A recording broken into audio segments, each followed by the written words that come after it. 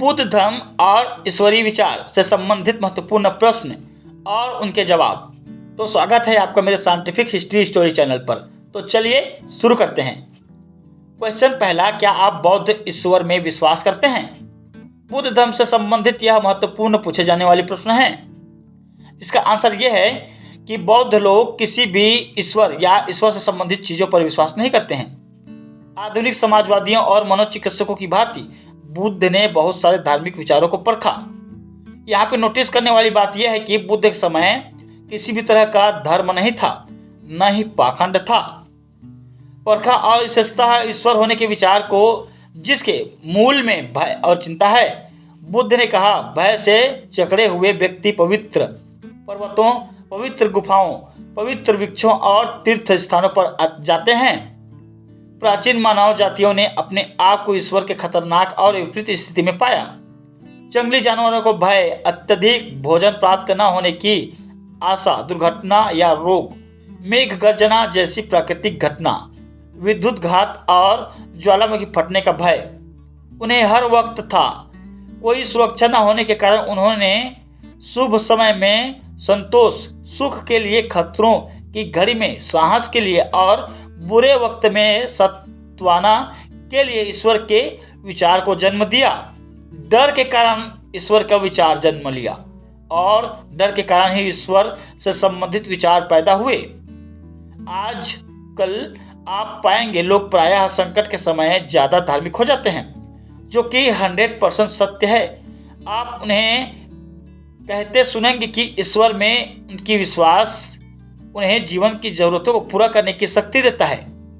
प्रायः ये वर्णन करते हैं कि ईश्वर ने उनकी आस्था है, क्योंकि जरूरत के समय उन्होंने प्रार्थना की और उनकी प्रार्थना सुन ली गई। जो कि ये सभी बातें उनका भ्रम है।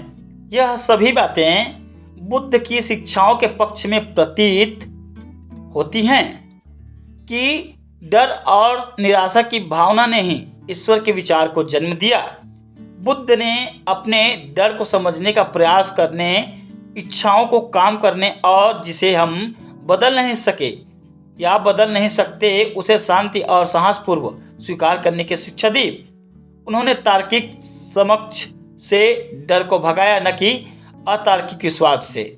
दूसरा कारण जिससे कि बुद्ध ने ईश्वर में विश्वास नहीं किए, क्योंकि इस विचार के समर्थन में बहुत ज़्यादा साक्ष्य मिलता प्रतीत नहीं होता है, मतलब सबूत नहीं मिलता है। यहाँ बहुत सारे धर्म हैं, सभी दावा करते हैं कि उनके पास ही केवल ईश्वर का संदेश उनके पवित्र धर्म ग्रंथ में सुरक्षित है। केवल ये ही ईश्वर की प्रकृति को समझते हैं। उनका ईश्वर अस्तित्वगत है और दूसरे धर्म के लोगों का ईश्वर नहीं। कुछ दावा करते हैं कि ईश्वर पुरुष है, कुछ दावा करते हैं कि स्त्री है और दूसरे कहते हैं कि यह बिना लिंग का है। ये सभी बहुत संतुष्ट रहते हैं कि जिस ईश्वर की ये पूजा करते हैं उसके अस्तित्व को प्रमाणित करने के पर्याप्त साक्ष्य नहीं हैं, या प्रयास नहीं करते हैं या साक्ष्य नहीं हैं। लेकिन ये वो दूसरे धर्मों के दूसरे ईश्वर के अस्तित्व के प्रमाण के साक्ष्य से तिरस्कृत हो जाते हैं, स्वीकार नहीं करते हैं। यह बड़ा ही आश्चर्यजनक है कि ईश्वर के अस्तित्व को प्रमाणित करने के लिए शताब्दियों तक बहुत सारे धर्मों ने बहुत सारे निरर्थक बातों का सहारा लिया। इसके बावजूद अब तक स्पष्ट, सकारात्मक, ठोस या अखंडनीय साक्ष्य इसके बारे में नहीं मिलता। बुद्ध धर्म निर्णय नहीं करते जब तक इसके साक्ष्य नहीं मिल जाते, मतलब सबूत नहीं मिल जाते। तीसरा कारण जिससे बुद्ध ने ईश्वर में विश्वास नहीं किया, क्योंकि ये सोचे कि विश्वास जरूरी नहीं। कुछ लोग दावा करते हैं कि ब्रह्मांड के मूल का वर्णन करने के लिए ईश्वर में विश्वास जरूरी है, लेकिन विज्ञान ने बिना ईश्वरीय विचार का सहारा लिए दृढ़ता से ब्रह्मांड की उत्पत्ति का वर्णन किया। कुछ लोग दावा करते हैं कि सुखी, अर्थपूर्ण जीवन के लिए ईश्वर में विश्वास जरूरी है, लेकिन फिर भी हम देख सकते हैं कि ऐसा नहीं है। लाखों नास्तिक और मुक्त चिंतक, अनेकों बौद्ध निर्दिष्ट नहीं करते हैं जो बिना ईश्वर में विश्वास के उपयोगी, सुखी और अर्थपूर्ण जीवन जी रहे हैं। कुछ लोग दावा करते हैं कि ईश्वरीय शक्ति में विश्वास जरूरी है क्योंकि मानव कमजोर है, स्वयं को मदद करने की उसमें ताकत नहीं। एक बार फिर साक्ष्य विपरीत दिशा की ओर सूचित करता है। हम प्रायः उन लोगों के बारे में सुनते हैं जो बिना ईश्वर में विश्वास के अपने प्रयास से, अपने चित्त शक्ति से के कारण विपरीत और खराब परिस्थितियों में भी असमर्थता और बाधाओं से ऊपर उठे हैं, परेशानियों से लड़ के आगे गए हैं। कुछ लोग दावा करते हैं कि मोक्ष की प्राप्ति के लिए ईश्वर जरूरी है, लेकिन इस तरह का तर्क केवल तभी सही है जब आप मोक्ष के आध्यात्मिक विचार का स्वीकार करते हैं, और बौद्ध ऐसे विचारों को स्वीकार नहीं करते। अपने अनुभव के आधार पर बुद्ध ने देखा कि प्रत्येक मनुष्य में मन को पवित्र, अनंत प्रेम और करुणा का विकास और पूर्ण ज्ञान को प्राप्त करने की क्षमता है। उन्होंने स्वर्ग से हृदय की ओर ध्यान बटाया और स्वयं बोध के द्वारा अपने समस्याओं का हल ढूंढने के लिए उत्साहित किया। क्वेश्चन दूसरा, अगर कोई ईश्वर नहीं तो ब्रह्मांड की उत्पत्ति कैसे हुई? यह बहुत ज़्यादा महत्वपूर्ण प्रश्न है और जो कि साइंटिफिक, वैज्ञानिक और बहुत ज़्यादा पूछने वाले सवालों में से है, जिसका आंसर यह है कि इस प्रकार के प्रश्नों का उत्तर देने के प्रयास में सभी धर्मों ने कल्पना और कहानियों का समावेश है। प्राचीन काल में इस तरह की कल्पना उचित थी, लेकिन उचित इसलिए थी क्योंकि उस समय के लोग पढ़े लिखे नहीं थे, उनको किसी भी तरह का ज्ञान नहीं था, नॉलेज नहीं था। तो उस समय कल्पना करना या इस तरह का लिखना या बोलना या विचार रखना आम बात है। यह बात समझ में आती है। लेकिन 21वीं शताब्दी में भौतिक, खगोल विज्ञान और भूगर्भशास्त्र के काल में इस तरह की काल्पनिक का स्थान वैज्ञानिक तथ्यों ने ले लिया है। विज्ञान ने बिना ईश्वरीय विचार का सहारा लिए ब्रह्मांड की उत्पत्ति के मूल का वर्णन किया है।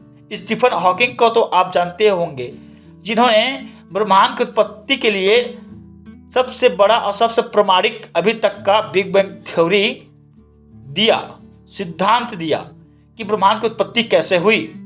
अगर आप लोगों ने इसके बारे में नहीं पढ़ा तो आप जाकर एक बार पढ़ें। क्वेश्चन तीसरा, बुद्ध ने ब्रह्मांड की उत्पत्ति के मूल के विषय में क्या कहा?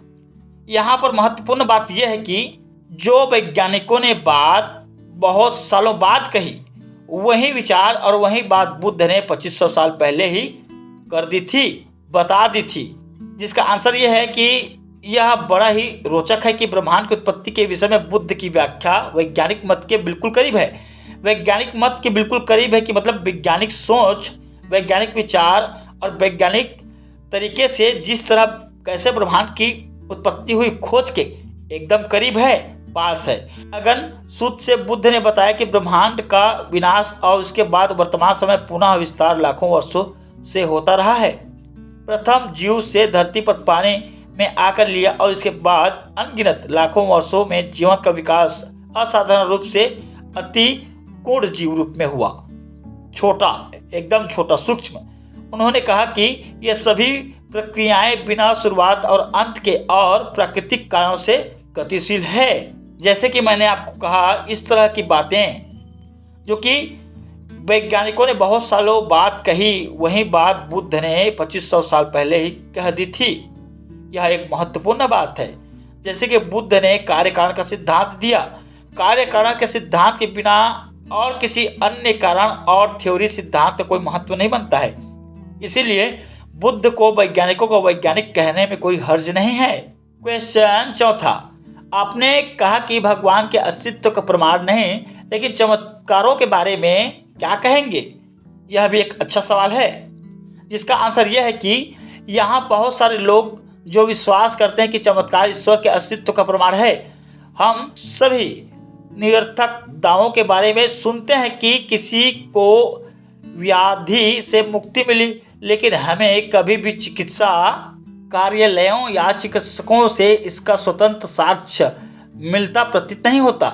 दूसरे से सुनी हुई विवरण, कही हुई बातों की कोई चमत्कारी रूप से विपत्ति से बच गया, लेकिन हमें आंखों देखी वर्णन करने वाला कोई नहीं मिलता कि यहाँ सचमुच क्या घटना घटी।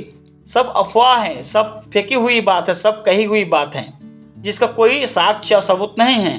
सब सुनी सुनाई बातें होती हैं कि एक रोगी व्यक्ति प्रार्थना से उठकर खड़ा हो गया या ऊर्जा विहीन अंग शक्तियुक्त हो गया, लेकिन हम कभी एक्सरे नहीं देख पाते या इन अफवाहों के बारे में डॉक्टर या नर्सों से कोई प्रमाण भी नहीं मिलता। निरर्थक दावा दूसरों से सुनी हुई गप पुख्ता प्रमाण का स्थान नहीं ले सकती। यह चमत्कार का पुख्ता प्रमाण विरल ही है।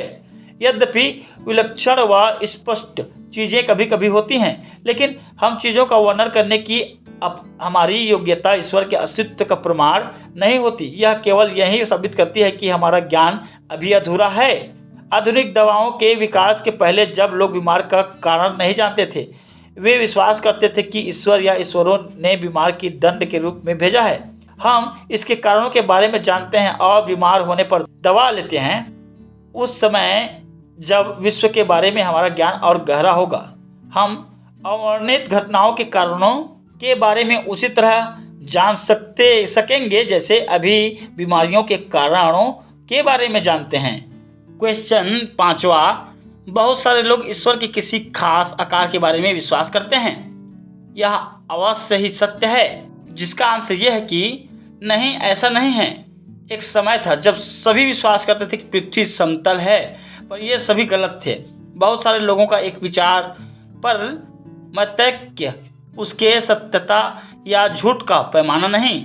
कोई विचार सत्य है या नहीं, इसको बता पाने का एक ही रास्ता है कि हम यथार्थ की ओर देखें और प्रमाण का परीक्षण करें। क्वेश्चन 6वां, अगर हम बौद्ध ईश्वर में विश्वास नहीं करते तो किस प्रकार विश्वास करते हैं? जिसका आंसर यह है कि हम ईश्वर में विश्वास नहीं करते क्योंकि हम मानवता में विश्वास करते हैं। हम विश्वास करते हैं कि प्रत्येक मनुष्य अनमोल और महत्वपूर्ण है। सभी व्यक्तियों में बुद्ध बनने की एक महत्वपूर्ण विकसित मनुष्य के रूप में विकसित होने की क्षमता है।